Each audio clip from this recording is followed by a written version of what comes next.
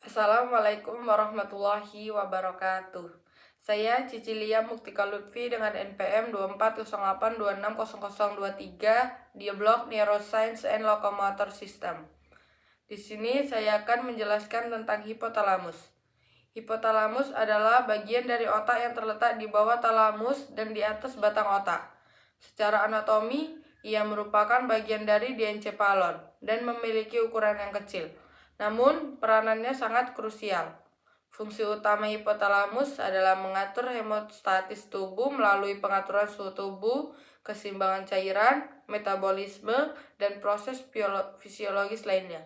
Hipotalamus juga berhubungan langsung dengan kelenjar pituitari atau hipoglosis melalui staf pituitari yang memungkinkan hipotalamus untuk mengontrol sekresi hormon pituitari. Selanjutnya, anatomi hipotalamus.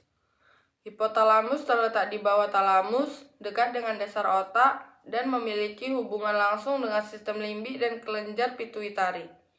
Wilayah hipotalamus. Yang pertama, anterior, mengontrol suhu tubuh dan regulasi tidur. Yang kedua, medial, mengatur berbagai fungsi autonomik termasuk kelaparan dan rasa kenyang. Yang ketiga, posterior, terkait dengan pengaturan respon terhadap stres dan pengaturan suhu tubuh. Keempat, hipotalamus memiliki struktur yang sangat terorganisir dan berfungsi sebagai pusat pengantar penting bagi banyak sistem tubuh. Selanjutnya, subdivisi hipotalamus. Hipotalamus dibagi menjadi beberapa area yang masing-masing memiliki fungsi yang berbeda. Pertama, area preoptik, mengatur suhu tubuh dengan cara mencetuskan respon untuk menaikkan atau menurunkan suhu tubuh, juga terlibat dalam pengaturan tidur. Yang kedua, area supraoptik, menghasilkan hormon antidiuretik atau ADH dan oksitosin yang penting dalam pengaturan keseimbangan cairan dan kontraksi otot polos, termasuk pada proses persalinan. Yang ketiga, area tuberal, terlibat dalam pengaturan nafsu makan, pengeluaran hormon metabolik, dan pengaturan keseimbangan energi tubuh. Yang keempat, area mamiliar, berhubungan dengan pengaturan emosi dan memori, terutama dalam konteks sistem limbik. Selanjutnya, histologi hipotalamus. Struktur mikroskopis. Hipotalamus terdiri dari neuron yang sangat berhubung dengan kelenjar pituitari dan berbagai struktur otak lainnya. Neurosekretori. Hipotalamus mengandung sel-sel yang menghasilkan berbagai hormon yang disekresi langsung ke dalam sirkulasi darah atau ke kelenjar pituitari melalui sistem pembuluh darah portal hipotalamus ke pituitari. Beberapa jenis neuron yang terdapat di hipotalamus termasuk neuron dopaminergi, serotonergi, dan adrenergi, yang masing-masing berfungsi untuk mengatur berbagai aspek fisiologi tubuh. Selanjutnya, fungsi utama hipotalamus. Hipotalamus memiliki peran utama dalam pengaturan hemostatis tubuh dengan cara memonitor berbagai parameter tubuh dan merespon perubahan tersebut untuk menjaga keseimbangan internal. Yang pertama, pengaturan suhu tubuh. Hipotalamus bertindak sebagai termostat tubuh. Ketika suhu tubuh naik atau turun, hipotalamus akan merespon dengan mekanisme untuk menyesuaikan suhu tubuh seperti peningkatan keringat atau gemetaran. Yang kedua, pengaturan cairan dan elektrolit. Melalui sekresi ADH, hipotalamus mengatur reabsorpsi air di ginjal yang berperan dalam menjaga keseimbangan cairan tubuh. Yang ketiga, metabolisme. Hipotalamus berperan dalam pengaturan rasa lapar dan kenyang melalui interaksi dengan hormon-hormon seperti leptin dan grelin yang memberi sinyal pada otak tentang status energi tubuh. Hipotalamus dalam pengaturan endokrin. Hipotalamus mengontrol kelenjar pituitari yang terletak tepat di bawahnya, yang berfungsi sebagai pusat pengendali sistem endokrin tubuh. Hipotalamus mengeluarkan berbagai hormon pengatur yang mempengaruhi sekresi hormon dari pituitari. Yang pertama, gonadotropin, releasing hormone, mengatur sekresi hormon gonadotropin yang berperan dalam siklus reproduksi.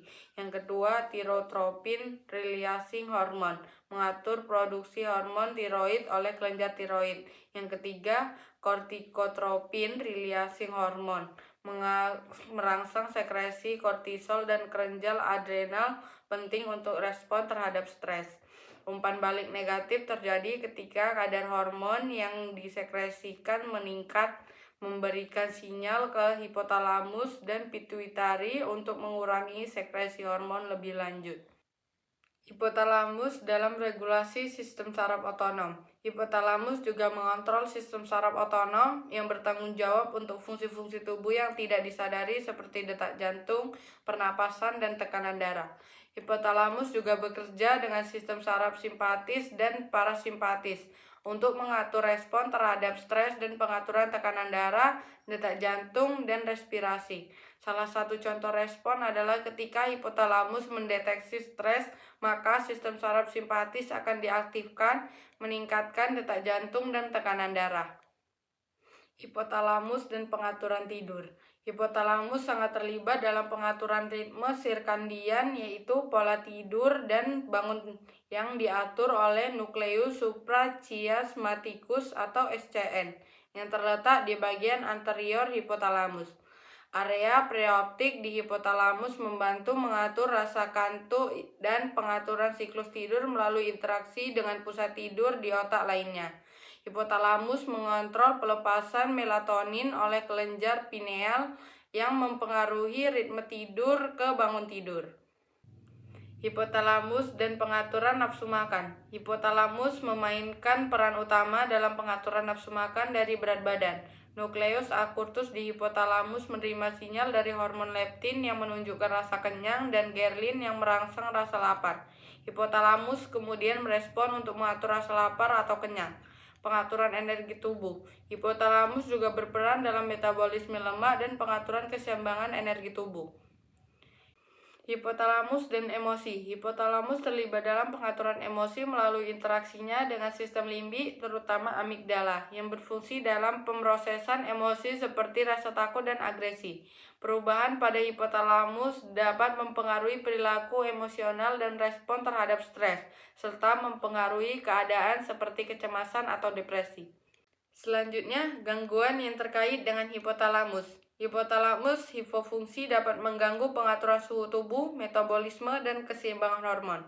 Sindrom Prader-Willi, gangguan genetik yang disebabkan oleh kelainan pada hipotalamus, yang menyebabkan rasa lapar berlebihan dan obesitas. Tumor hipotalamus dapat menyebabkan gangguan dalam pengaturan tidur, nafsu makan, dan reproduksi hormon. Gangguan lain yang sering terjadi adalah hipopituitarisme, di mana kelenjar pituitari tidak dapat menghasilkan hormon yang cukup karena kerusakan pada hipotalamus. Sekian dari saya. Wassalamualaikum warahmatullahi wabarakatuh.